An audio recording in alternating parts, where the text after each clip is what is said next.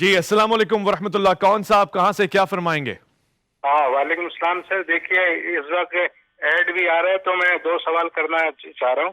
ایک تو جب معاشرے میں اسلامی قانون یا اسلامی معاملات دکھائی نہ دیں وہ بہت زیادہ گڑبڑ ہو تو تمام علماء اکرام کے کیا فرائض ہیں نبی پاک صلی اللہ علیہ وسلم کے فرمان کے مطابق اور قرآن کے مطابق؟ اور ایک سوال یہ بھی ہے کہ یار کیا ہر جگہ ہر شخص نماز پڑھ سکتا ہے؟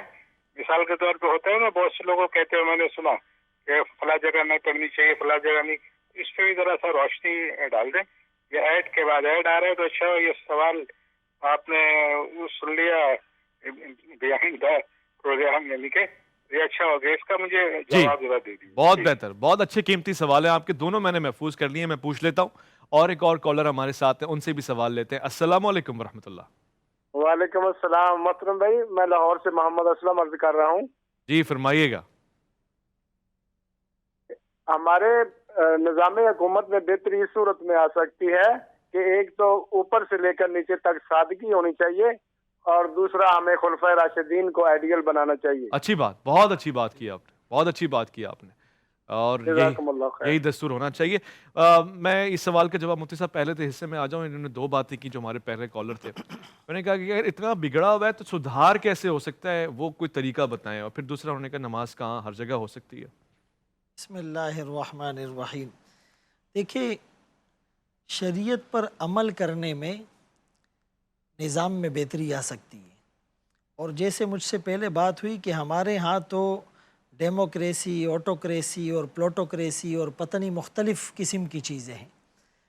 اب یہ جو جمہوریت کا لفظ بولا جاتا ہے نا، تو اگر اس کو ہم مغربی جمہوریت کی طرف دیکھیں گے جو عام طور پہ عرف میں یہی سمجھی جاتی ہے، تو وہ تو قرآن اور حدیث کے بالکل خلاف ہے. اور اگر ہم اسلام کے نظام شورائیت کو دیکھتے ہیں، سورہ شورا ہے وَأَمْرُهُمْ شُورَى بَيْنَهُمْ، حدیث پاک میں آتا ہے کہ جب تمہارے حکمران نیک لوگ، تمہارے مالدار سخی اور تمہارے معاملات مشوروں سے طے ہوں، وَشَاوِرْهُمْ فِي الْأَمْرِ. تو یہ بھی ایک قسم کی جمہوریت ہے.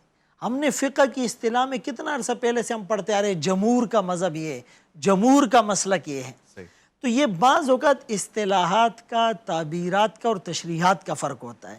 ہمارے ہاں جو بھی نظام ہے، آیا اگر کوئی وزیر تعلیم ہے تو اس کی اپنی تعلیم ہے یا نہیں؟ کوئی وزیر صحت ہے، وہ آیا خود ڈاکٹر ہے بھی یا نہیں؟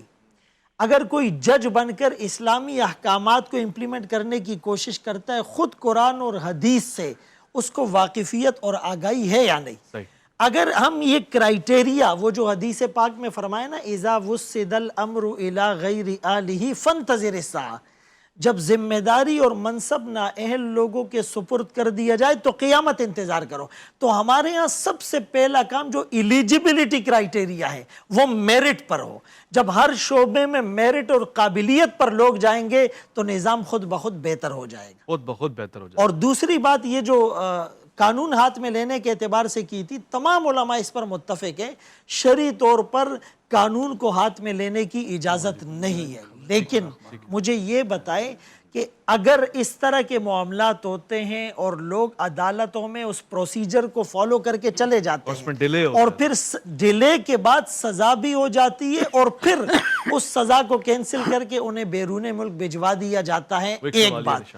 اور بعض اوقات اگر ہجوم، اگر موب اس طرح جو ہے قانون کو ہاتھ میں لیتا ہے تو کیمرے اور سی سی فوٹیج سے ان کی باقاعدہ نشاندہی ہو اور انہیں سزا دی جائے. مجھے تو یہ لگتا ہے کہ یہ بھی غیر ملکیوں کی سازش ہے، ناموس رسالت اور ختم نبوت کے قوانین میں لچک پیدا کرنے کے لیے وہ اس طرح کے واقعات کرواتے ہیں، اس کو پلین کرتے ہیں، تو ان کو بھی سزا دی جائے.